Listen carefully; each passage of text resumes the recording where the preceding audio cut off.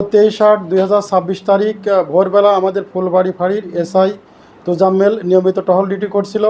তিনি গোপন সংবাদ পান যে মাটিরালি করতলপাড়াস্থ আসামি মনোয়ার হোসেন মোহন তার নিজ বাড়িতে মাদকদ্রব্য ইয়াবা নিয়ে অবস্থান করছে। তিনি আমাকে জানালে আমি মাননীয় পুলিশ সুপারের অনুমতি নিয়ে সেখানে তোজাম্মেলকে পাঠাই তার পার্টিসহ।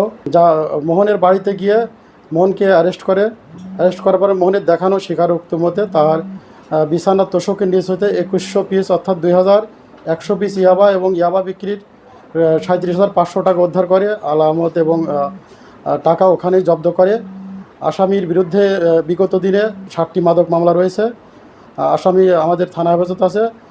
মামলা নিয়ে তাকে আদালতে পাঠানো হবে। এর সাথে কোনো যদি গডফাদার জড়িত থাকে তাদেরকে আমরা আইনের আওতায় নিয়ে আসবো।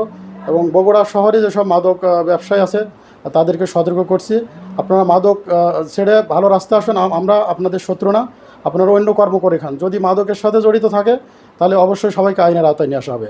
এটা আমাদের মান্যবর পুলিশ সুপারের নির্দেশ, আমাদের যে সদর আসনের মাননীয় এমপি জনাব রেজাউল করিম বাচ্চা স্যারের নির্দেশ। কোনো মাদক ব্যবসায়ী মাদক পেশা হিসাবে আর নেওয়া যাবে না, কর্ম করে খেতে হবে।